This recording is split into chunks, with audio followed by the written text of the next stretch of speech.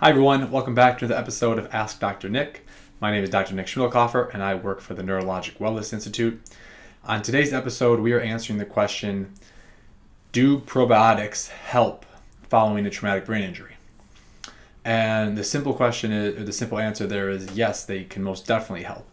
Some people are going to help more than others, but in general, we know that a traumatic brain injury or a concussion can cause disruptions of the blood-brain barrier in the head. And disruptions of the blood-brain barrier can also cause disruptions in our gut barrier, or our gut lining. At the same time, the vagus nerve, which connects the brain with the gut, can also be disrupted after a concussion, leading to disruptions again in that gut lining. And with the gut lining, we have what's called our microbiome.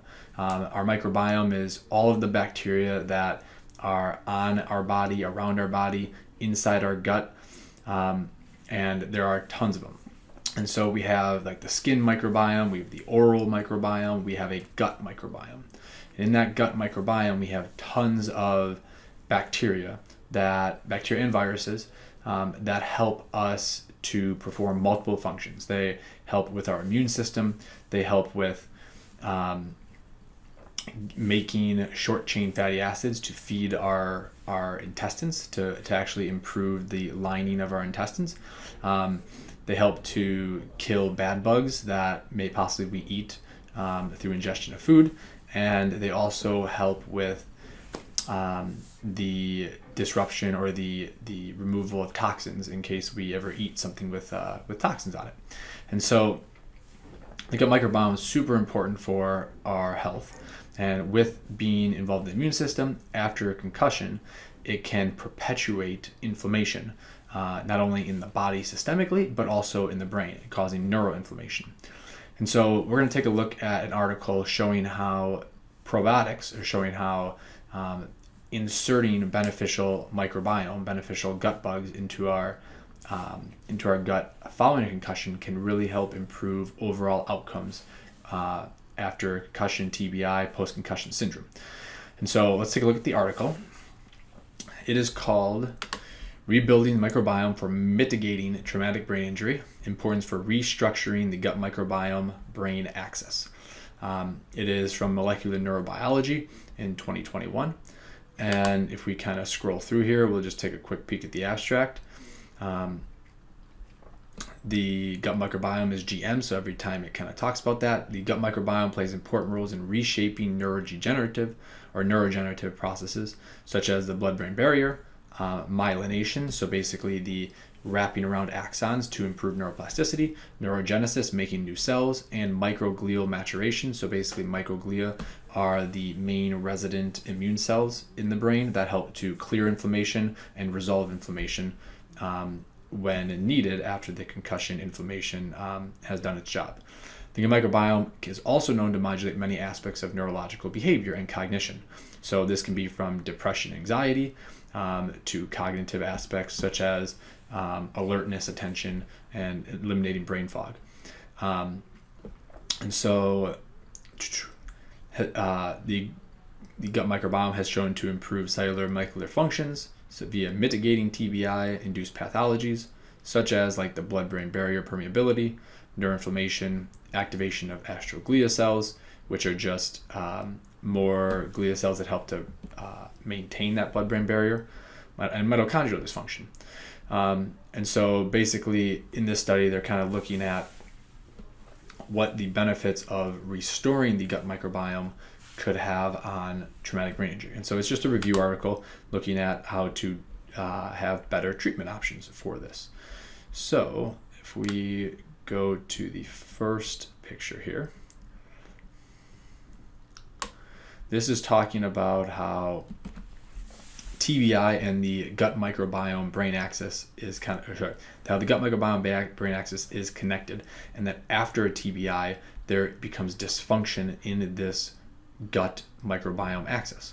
And so the traditionally what we want is like a symbiosis. So we want all these gut bugs working together with us to improve our immune system, to decrease neuroinflammation, to decrease mitochondrial dysfunction, to decrease oxidative stress, which can cause more inflammation, to decrease microglial activation, so we don't have a lot of inflammation that continues on after a concussion, to decrease impairment of behavioral and cognitive issues, and to decrease intestinal wall permeability or a leaky gut.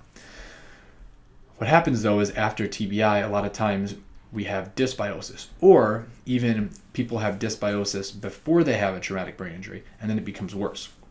And that's where dysbiosis leads to all these things. It leads to more neuroinflammation, more mitochondrial dysfunction, more microglial activation, oxidative stress, more impairment of behavior, mood, depression, anxiety, more cognitive impairment.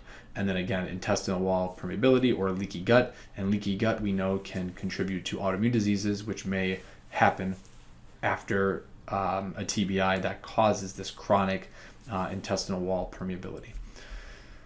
And so right here is how, again, TBI can cause problems with the gut microbiome, which leads to edema or swelling, inflammation with these increase in these cytokines, glutamate cytotoxicity. So basically,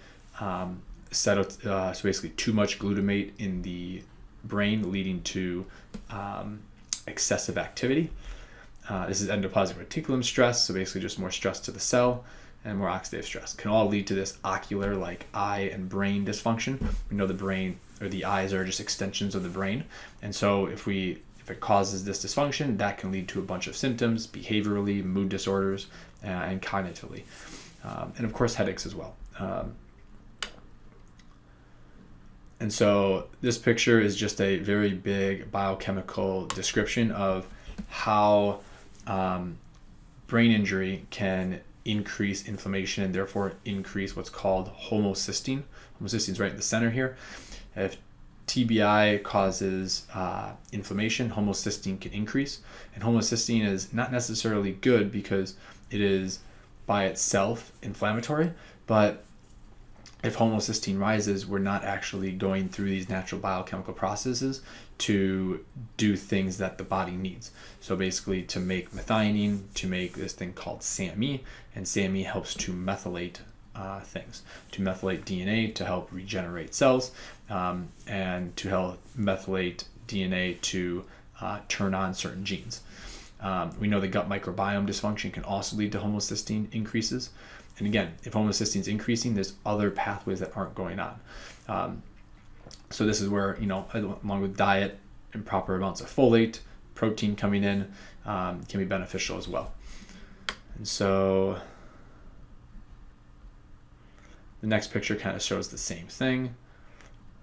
But then right here, again, if we have a traumatic brain injury, we have increase in inflammation. We have increase in transforming growth factor beta and bone metabol.